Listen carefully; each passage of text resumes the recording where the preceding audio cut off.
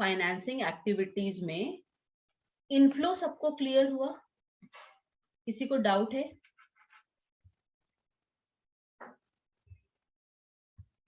ठीक है, अब मेरे को बताओ विधि, फाइनेंसिंग एक्टिविटीज में आउटफ्लो कैसे होगा?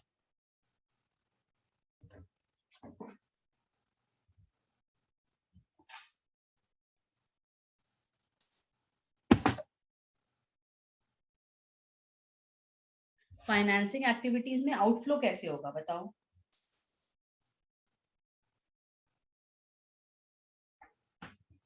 कोई ना?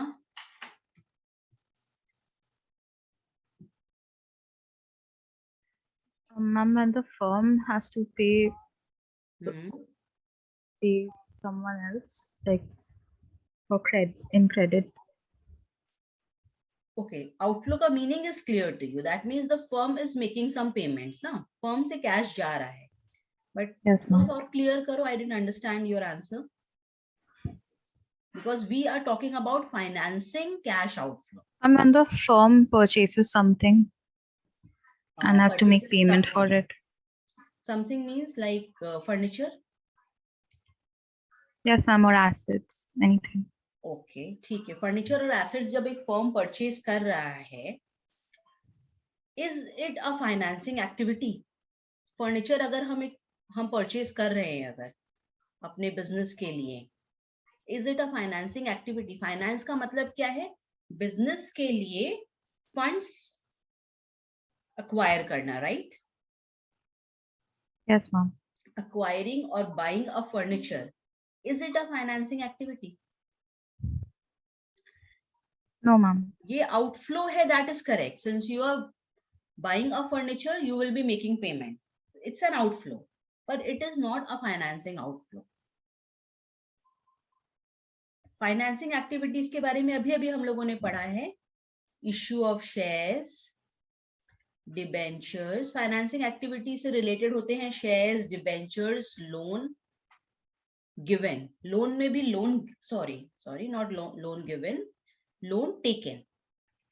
अगर if you give a loan to someone, again that does not come under your financing activities. So when you are issuing shares, when you issue debentures, or when you take a loan, all this comes under your financing activities. तो इसके basis पे outflow क्या हो सकता है? And when we are giving away shares. Ma'am, repayment of loan and like cash credit. Repayment. अच्छा, हर्ष को cash credit में बहुत इंटरेस्ट होके रखा है ना? Repayment of loan taken. अच्छा, हाँ, कोई ना? What were you saying? Ma'am, when we are giving away the shares. Giving away the shares means what? Issue of shares का क्या मतलब? In case of oversubscription of shares. अच्छा, buyback of subscription. अच्छा, over subscription of shares जो तुम बोल रहे हो प्रतीक, वो ठीक है. ओवर सब्सक्रिप्शन जब हो गया है तो वो जो एक्स्ट्रा पैसा हमारे पास आया है उसको हम लोग जो रिटर्न कर रहे हैं, yes, है ना? हाँ, तो वो उसको हम लोग यहाँ पे इनफ्लो आउटफ्लो दोनों में ही नहीं लेंगे, क्योंकि वो मेरा एक एक्टिविटी कंप्लीट ही नहीं हुआ ना. एक्स्ट्रा एप्लीकेशंस आ गया है जिसको हम लोग रिजेक्ट कर रहे हैं. So we are basically returning the money. तुम देखो, वो वैसे देखा जाए तो ना मेरा कोई ऑपरेटिंग हुआ, ना इन्वेस्टिंग हुआ, ना एग्जैक्टली फाइनेंसिंग भी हुआ. फाइनेंसिंग एक्टिविटीज से रिलेटेड वो जरूर था, बट उससे मेरे क्या बोलेंगे, ऑर्गेनाइजेशन या बिजनेस में एज सच कोई मॉनेटरी इफेक्ट कुछ नहीं आया, right? Okay, ma'am. Okay, yes. And I'm like taking away the debentures and repaying the amount to the public. Taking back the debentures, right? ठीक है. तो अभी हर्ष ने बोला buy back of shares. Ma'am, payment of interest and dividend. अच्छा, okay. And जो तुमने बोला प्रतीक, उसको हम लोग बोलते हैं redemption of debentures. The chapter that we will be doing next. Redemption of debentures, buy back of shares, repayment of loan. हाँ, सीबीएसई में नहीं, आईसीएसई में करेंगे हम लोग ये. ठीक है, buy back of shares, redemption of debentures, repayment of loan, then yes Harsh तुमने बोला interest on Payment of interest and dividend. interest on loan and debentures, right? And dividend on shares. Yes, sir. Yes, अब कोई ना, I think you were trying to say, ये तुम, where were you trying to say about this thing, buyback of shares या redemption of debentures? This is what you were trying to say? Yes, ma'am. जो term तुम्हें सही नहीं मिला, right, कि यहाँ पे क्या हुआ, जब हम लोगों ने शेयर्स इशू किया तो the public subscribe for the shares, they paid the money to buy the shares. अब किसी रीजन से अगर हम लोग, buyback of shares is not very common, of course shares का बायबैक इतने जल्दी नहीं होता, just generally in the event of winding up, एक बिजनेस अगर क्लोज हो रहा है तो बायबैक होता है, बट किसी रीजन से if the shares are bought back, तो उस समय whoever is holding the shares, उन शेयर होल्डर्स से the company is buying back the shares and making payment to them. So this is a cash outflow. Redemption of debentures. Redemption of debentures is like repayment of loan, right? हम लोग अगर किसी से loan ले रहे हैं, जब हम लोग लोन टर्म यूज करते हैं जैसे कि bank loan, we have taken a large amount of loan from a single entity. हमने एक बैंक से ही पूरा का पूरा अमाउंट जो हमारा रिक्वायरमेंट था वो लोन लिया. और debentures is again loan. This we have already learned. Debentures is also a kind of loan. बस इस केस में जो पूरा का पूरा अमाउंट है वो हम लोग किसी एक इंडिविजुअल से नहीं लेके, we are taking it from a number of people. तो दोनों ही तो लोन है जो हम लोगों ने लेके रखा है, कंपनी ने लेके रखा है. तो जब कंपनी ने ये लोन लिया था, when the company issued the debentures or when the company took a loan from the bank, it received money. और अब जब वो लोन का रीपेमेंट हो रहा है या डिबेंचर्स का रिडेम्पशन हो रहा है, the company is repaying the amount to the debenture holders or to the bank. So that is again a cash outflow. And of course, जब तक ये shares या debentures issued हैं, तो जो debenture holders हैं या जो loan provider हैं, उनको interest pay करना होगा. तो क्योंकि loan and debentures have been issued to finance the company, तो उसके अगेंस्ट अगर कोई भी एक्सपेंस हो रहा है, the interest that we are paying will again come under a financing outflow. Shares के ऊपर the dividend that we are paying is again a cash financing cash outflow. Is this clear to all of you? यहाँ तक any doubt? अब ये furniture का outflow क्या है, we will come to this later. पर अभी के लिए यहाँ तक क्लियर है? किसी का कोई डाउट है? No, ma'am. ठीक है, तो फाइनेंसिंग एक्टिविटीज से related, when you are issuing shares, debentures, when you are taking a loan from the bank, and of course like cash credit and bank overdraft, these are also short term finances. ये भी मेरा short term financing का source है. These are important sources for business. So ये भी मेरे financing activity में आ रहा है. So if I am taking a cash credit or when I am using the overdraft facility of the bank, cash inflow, and when I am repaying this cash credit or when I am repaying the bank overdraft जो मेरा overdraw किया हुआ है उस amount को जब हम repay कर रहे हैं, so that is my cash inflow. Did I say the opposite thing? Cash credit और bank overdraft जब हम ले रहे हैं बैंक से, that is my inflow. And when I am repaying it, it is cash outflow. Clear?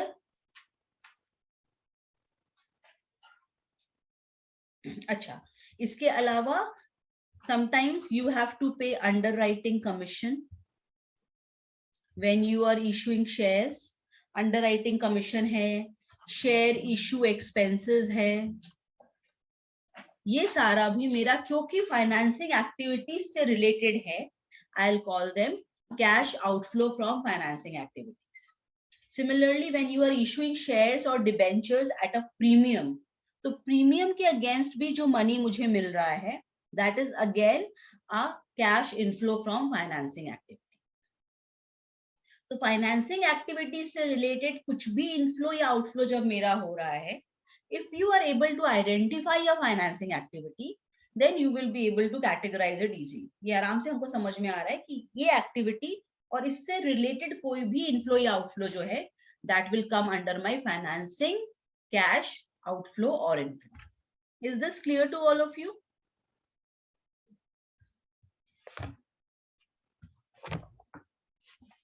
Now financing activities जब clear हो गया तो नेक्स्ट है मेरा investing activities.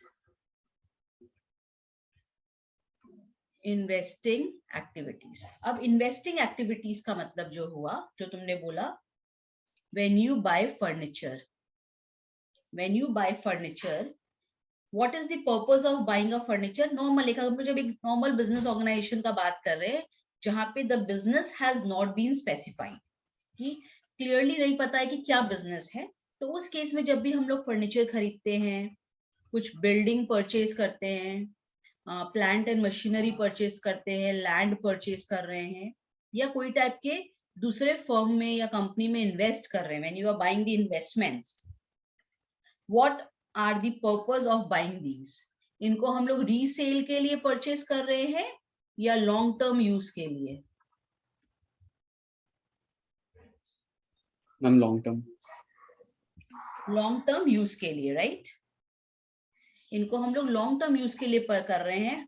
I am not a furniture dealer, so I am not buying furniture कि आज हम किसी से 1000 रुपीज में फर्नीचर खरीद के फिर कस्टमर्स को 1200 में सेल कर रहे हैं. That is not my intention और reason for buying the furniture.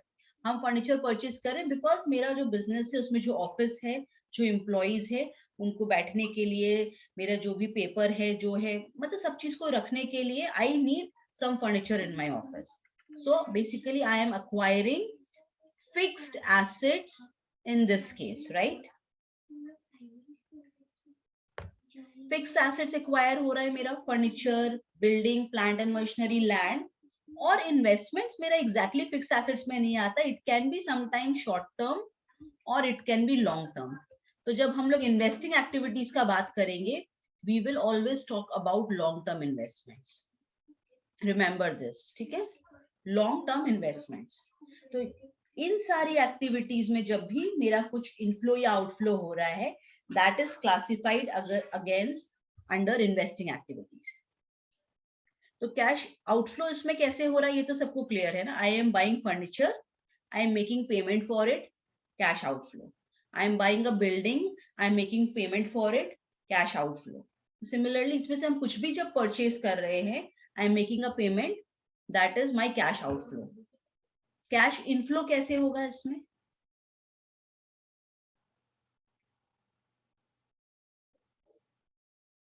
Cash inflow कैसे जब होगा? सेल करेंगे.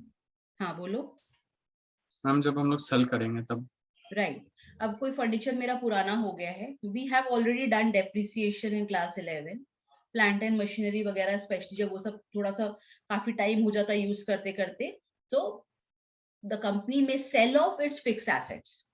तो whenever you are selling off your fixed assets, तो उसके अगेंस्ट जो भी money you are receiving is your cash inflow. तो इन्वेस्टिंग एक्टिविटीज में again you can have outflow and inflow.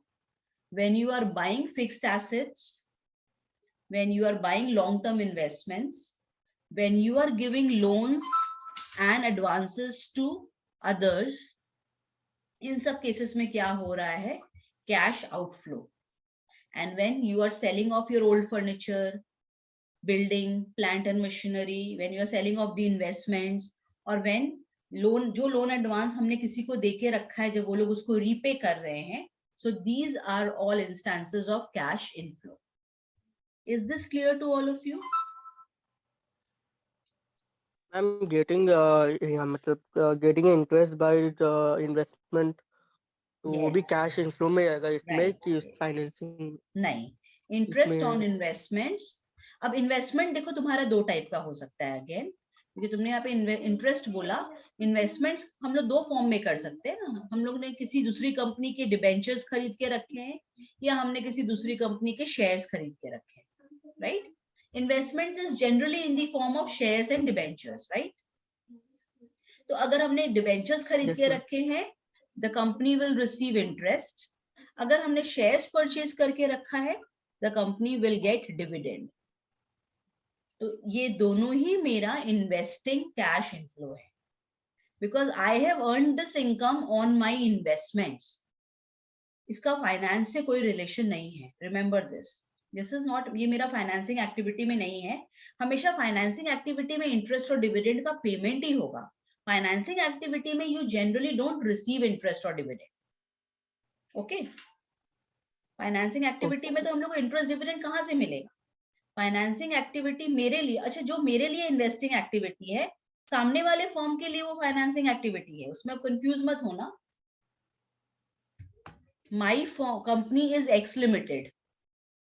X limited को खुद के लिए फाइनेंस चाहिए, तो it has issued shares and debentures to the public.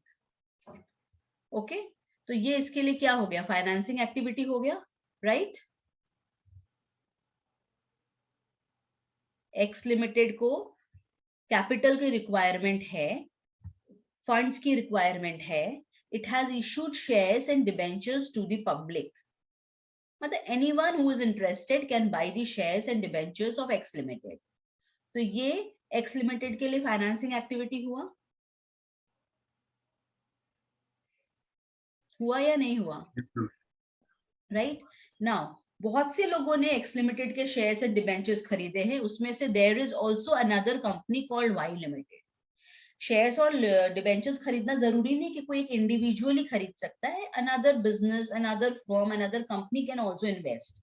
तो अब Y लिमिटेड ने भी X लिमिटेड के शेयर्स और डिबेंचर्स खरीदे हैं, तो Y लिमिटेड के लिए ये शेयर्स और डिबेंचर्स कौन सी एक्टिविटी में आएंगे?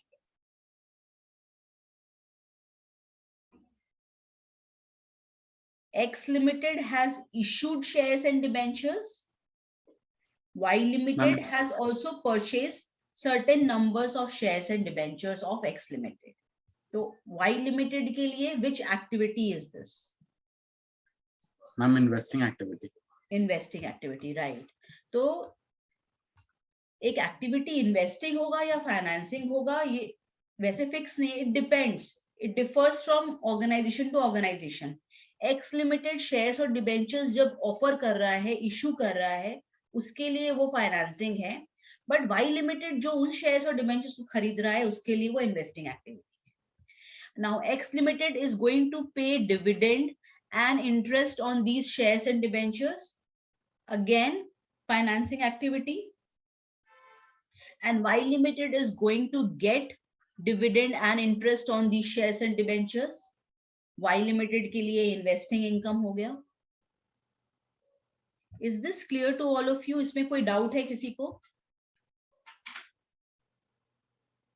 No, ma'am. ठीक है, तो फाइनेंसिंग और इन्वेस्टिंग क्लियर हुआ। Now the activities which do not come under financing or investing, they come under our operating activities। वो ऑफ कोर्स उसको हम लोग पूरा डिटेल्स में करेंगे, बट अगर मेरा फाइनेंसिंग और इन्वेस्टिंग एकदम क्लियर है तो फिर ऑपरेटिंग को समझना इज नॉट दैट डिफिकल्ट। अच्छा, अब इसमें एक पॉइंट जो है तुम लोगों को समझने का, मान लो X limited is a furniture manufacturer,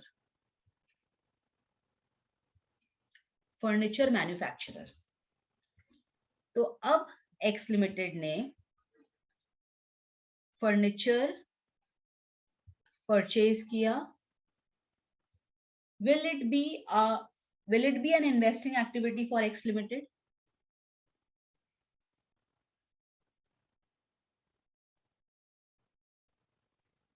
furniture purchase किया, या यू कैन से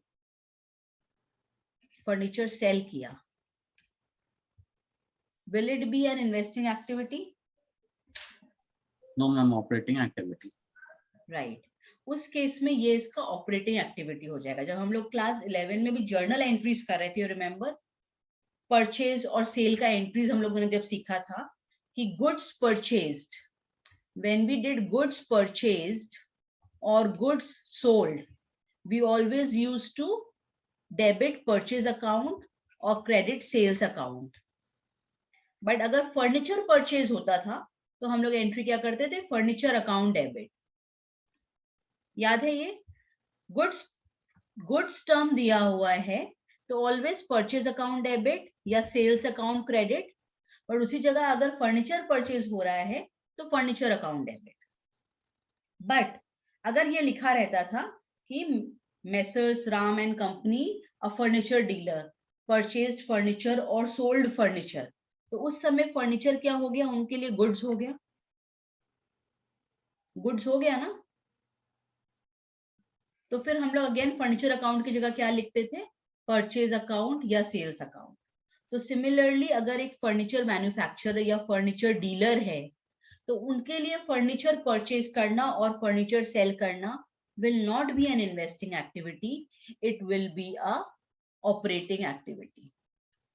अब देखो जनरली जो तुम लोगों को कैश फ्लो स्टेटमेंट का पूरा फुल लॉन्ग क्वेश्चंस आएगा, उसमें जनरली इतना घुमा के देने का चांसेस नहीं होता है। It will be a simple question, मतलब there will be a lot of adjustments of course जो तुम लोग को समझना है, बट उसमें generally furniture, plant and machinery, building, investments, they will all be your investing activities. उस पर्टिकुलर बड़े सम में जनरली इस टाइप का कंफ्यूजन नहीं रहता, बट शॉर्ट क्वेश्चंस जो आते हैं तुम्हारे 1 मार्क्स 2 मार्क्स के, उन सब में इस टाइप से क्वेश्चन आ सकता है कि इफ एक्स लिमिटेड इज अ, एक और question, x limited is a financial institution, x limited is a financial institution, so it has given a loan of rupees 10 lakh suppose to another firm suppose। तो अब मेरे को बताओ कि ये जो 10 लाख है, X Limited has given a loan of rupees 10 lakh to another firm. Is it an operating activity, investing activity or financing activity? Suppose ये क्वेश्चन आ गया 2 मार्क्स के लिए।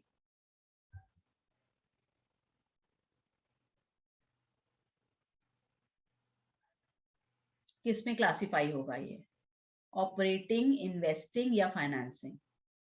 जो लग रहा है बोलो, सही गलत। Ma'am operating. Operating, okay. हर्ष?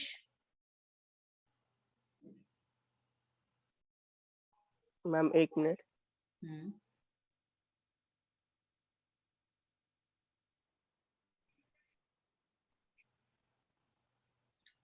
ठीक है, तुम सोचो तब तक। कोई ना? I'm operating. Operating, okay. Vidhi?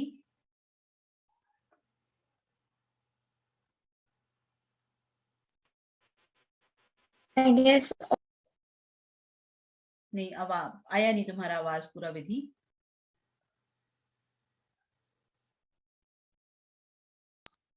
operating. Operating, okay. Harsh हुआ देखना? हाँ मैम, हम तो कंफ्यूज है फाइनेंसिंग में और ऑपरेटिंग में। फाइनेंसिंग एंड ऑपरेटिंग में कंफ्यूजन है, ओके ठीक है। तो ऑपरेटिंग या फाइनेंसिंग, ठीक है, चलो इसको हम लोग आते हैं इसमें। अब next question, suppose X limited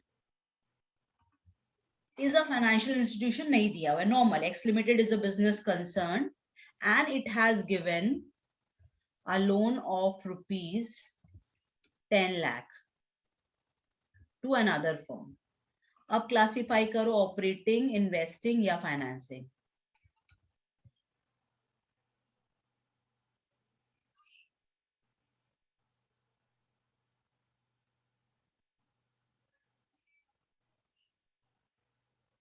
If it is a financial institution, that will be clearly specified in the question. अगर नहीं दिया हुआ है, that means we assume it is not a financial institution. Financing. तो उसके हिसाब से क्या होगा? प्रतीक, financing? Yes ma'am. Okay. Harsh? Ma'am इसमें तो फिर वो, अब जैसे आप बोला कि इसमें दिया हुआ नहीं है, मेंशन नहीं था, तो फिर ये ऑपरेटिंग में आना चाहिए। Operating, okay. कोई ना? बहुत कंफ्यूजिंग है। I'm financing. फाइनेंसिंग। विधि?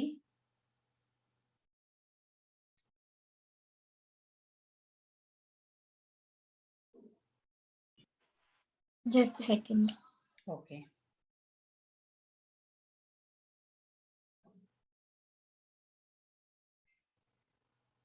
अच्छा, फाइनेंसिंग एक्टिविटीज अभी अभी हम लोग समझे हैं थोड़ी देर पहले।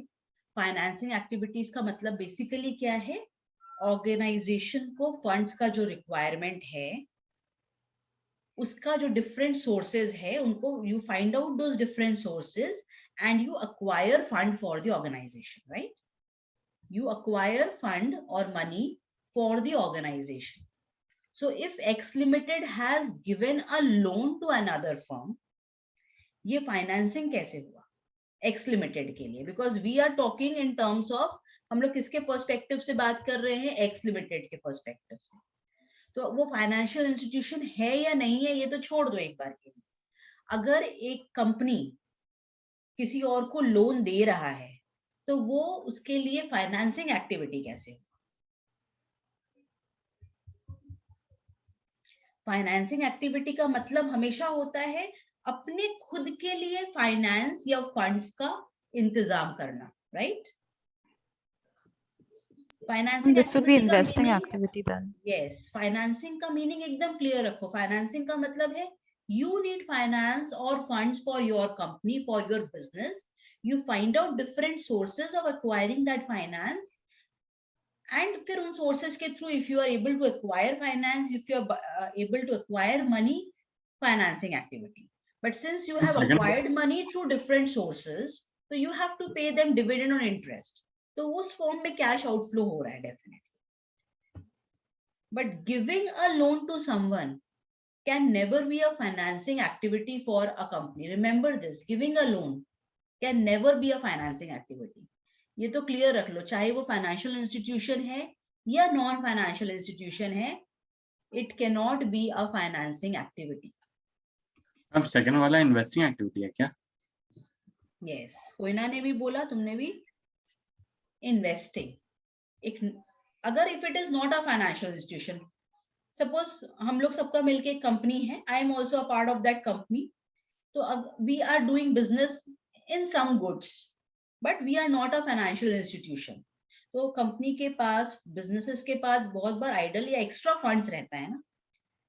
हमेशा हम लोग एक्स्ट्रा फंड्स तो रखते हैं, पर उस फंड्स को आइडल रखने से बेटर है कि अगर हम लोग उसको अपने गुड्स वगैरह में, किसी फिक्स्ड एसेट में अगर वो इन्वेस्टेड नहीं है, तो we generally think of an alternative source of income, कि हमारे पास जो एक्स्ट्रा मनी रखा हुआ है कंपनी के नाम पे, तो उसको हम लोग किसी दूसरी कंपनी के शेयर्स, डिबेंचर्स में इन्वेस्ट कर देते हैं, या किसी और को लोन का रिक्वायरमेंट है, जैसे हमने किसी और को लोन दिया, तो लोन देने का पर्पस क्या है? मेरा मेन बिजनेस लोन देना है।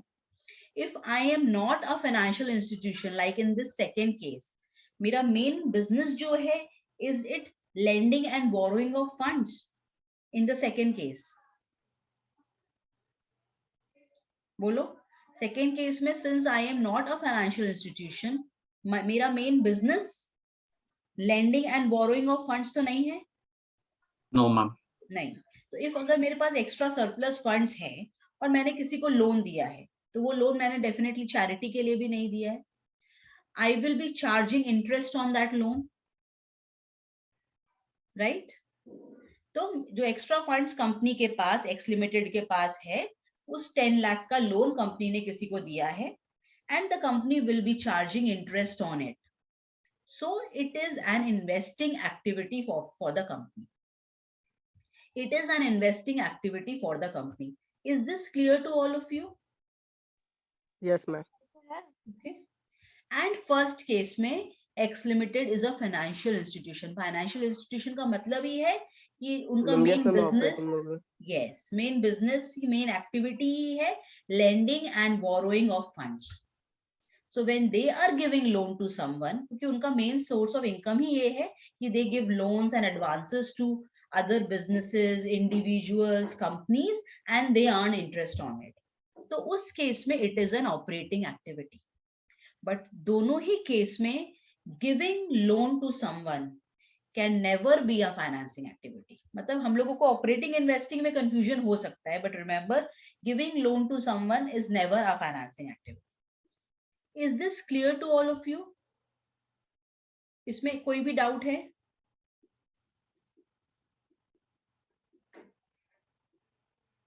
बोलो, Harsh? No ma'am. No, ma'am. Clear. Koyna? Vidhi? No, ma'am.